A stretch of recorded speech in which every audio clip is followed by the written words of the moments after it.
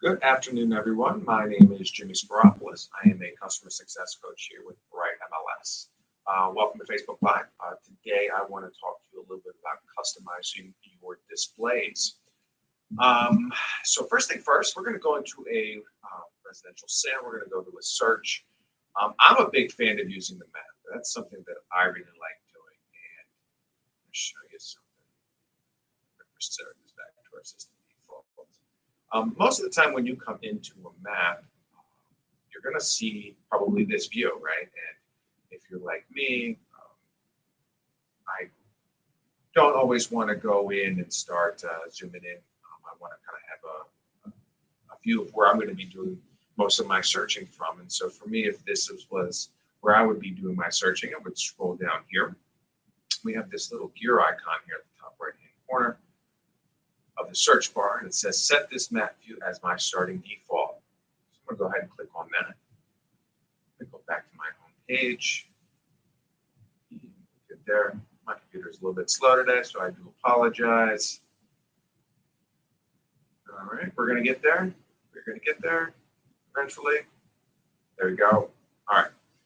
So I'm going to go back into my residential sale, and I'm going to pull up my map again.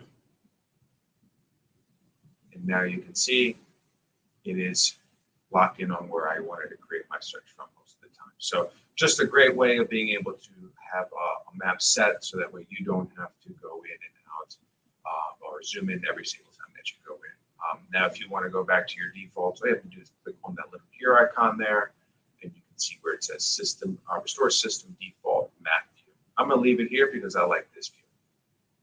All right, so we're going to go ahead and create a quick search right now. Bear with me in my terrible typing. Put some real quick criteria. Narrow this down a little bit just so that we don't have too many results. It's a little bit easier to view the information. All right, we'll work with that. Okay, so you probably are very familiar with this display here. This is our Agent one-line display, and this is where it defaults to every single time that we've created a search and we go into our results. Now you have the ability of customizing this in the way that you want. If you grab a field here, you can actually move it to the left or to the right. So if you want to view address and then let's say price, you can move that over. That further down, so on and so forth.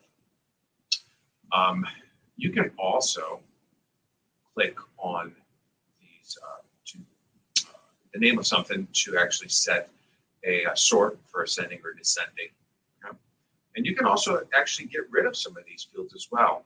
You might be an agent that when you're looking at properties, you just want to see the address, price, so on and so forth. And maybe the list office name is not as important to you in your results.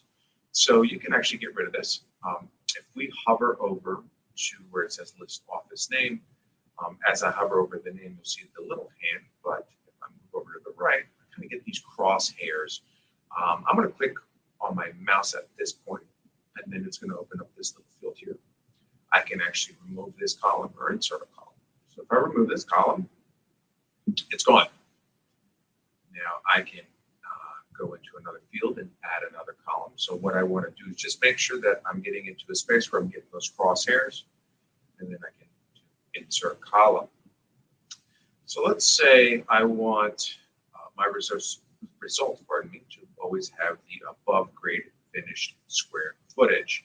As you can see, that's pretty much right here. You can add that by clicking on it and hitting apply. And that's going to pull that in for me. Now, this might be a lot of wasted space, so I can actually come in and hover to the right of the field itself, and I kind of get this like little red kind of crosshair looking thing. I can actually hold on my mouse and adjust it. That's one way of doing it. I can also hover into that space, click on my mouse, and then I can choose either auto fit and apply. Kind of square it down, open this back up, or I can change the pixel width itself. So let's say I do 60, and then it's going to move it down here for me into a smaller space. I can also change the name. So I don't need to see above, I'm not going to be able to read above grade square footage. So I can do a ABSQFT and hit apply. And now it just kind of has the abbreviation for me. So that way it's just a little bit of a more smaller space. And for me, it's a little bit easier to digest all that information without all that big space being wasted. If I want to add more columns, I can, and so on and so forth. Now, the great thing about this is that I can save this. If this is a view that I want to go back to on a daily basis, whenever I'm creating searches, so on and so forth, all I have to do is scroll up here to this little box with a pencil. It says Manage Display. I'll click on that. It's going to show me the display name. And Agent One Line is where we were at previously, but I'm going to just type in above grade square footage, and I'm going to save myself a copy here. I click and save as a copy. Now I can see that it's been created. It says above grade square footage is created, and I can see that it has the my and the semicolon, and then my above grade square footage. And so if I want to have this as my display all the time, I can click on this gear icon, and it'll say set current display sorter and count per page as my search starting default. So every time I create a search, this is the view that I'm going to have. If I want to go back to it after a while, I can just click reset to the system search defaults, and it'll default back here.